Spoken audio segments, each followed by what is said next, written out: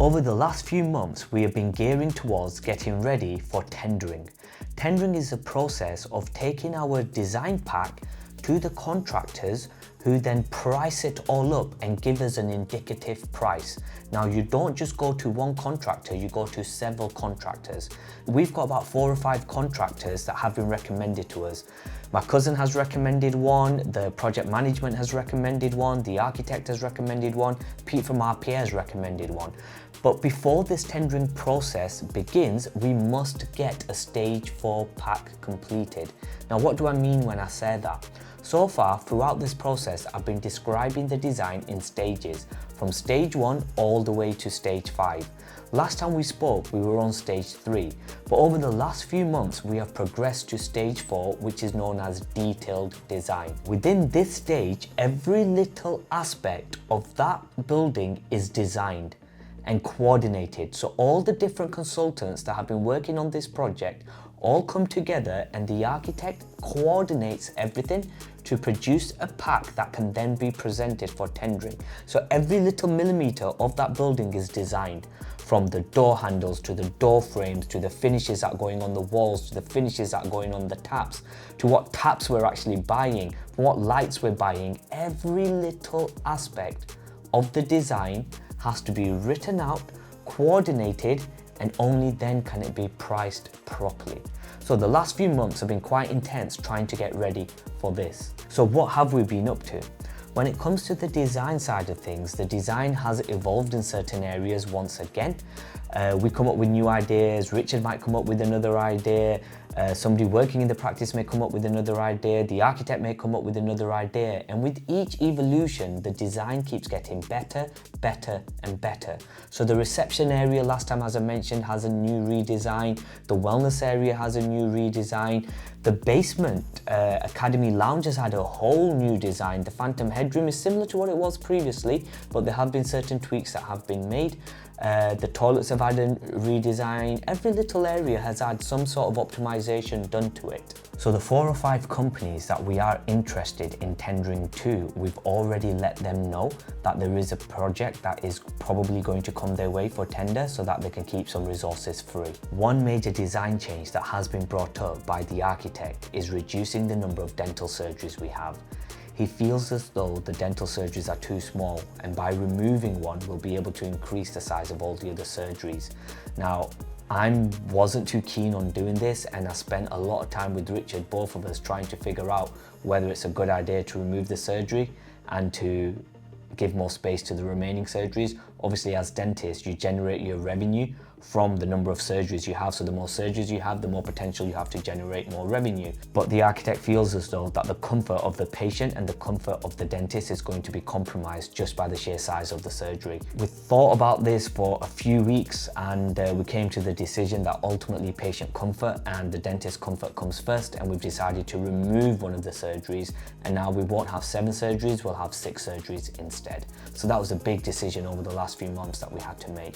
Also, in terms of the surgeries, we had all the drawings back from Dental Art, the company we went and visited in Italy. We've made a few tweaks here and there, but overall we're generally quite happy with those. The surgeries are going to be equipped with microscopes. Now, different microscopes have different structural requirements for mounting. You can have floor-based microscopes, wall-based microscopes, ceiling-based microscopes. We essentially wanted ceiling-based microscopes, but the structural engineer has advised against it, and he believes as though there is going to be some movement. So a lot of time was actually spent over the last few weeks trying to figure out where the microscopes are going to go and how they're going to be mounted in all the different surgeries. We've taken on a radiation protection officer as well, who's helping us design these surgeries from a radiation perspective, because all these surgeries will have x-rays being taken in. So we have to design the surgeries in such a way so that everybody in the surgery or outside of the surgeries are always protected. There's a big CBCT room in the practice as well, and the radiation protection officer has been paramount in figuring out how we design that room as well. As mentioned in earlier episodes, we took on board an acoustic consultant who can help design the surgeries in a way so that we don't get any noise transfer from the surgery into the dental corridor or into the dental waiting area. We don't want patients who are anxious to come and sit down in this what's supposed to be a really zen place, but then hearing the dental drill going off. The fire safety officer has also been crucial here because all these walls that are being designed need to be fire safe and fire protected. We've also spent a little bit more money investigating this concrete block that I mentioned in earlier episodes that's present in the basement, but it turns out that we can't actually remove it and that concrete block is here to stay.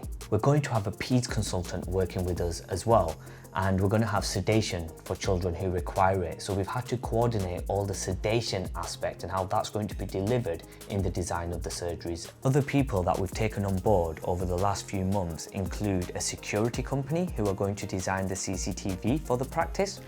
We've officially appointed our AV consultants. Now, we've been working with these guys over the last 4 or 5 months, but now they've officially been appointed. We've also started speaking to CQC about the practice. This is a big part of what we're going to do. And the CQC process, for those who have worked in dental practices before, you know that's quite a laborious task. We've also started talking to different dental software companies so we can make a decision on which dental software we want to use in the practice. There's a part of this project that has now started to cause Richard and myself a little bit of concern, and that's the performance of the project management and the cost consultant. Now, this has been playing in my mind over the last few weeks, and Richard and I have discussed it several times. We both feel as though the project manager just isn't pulling his weight.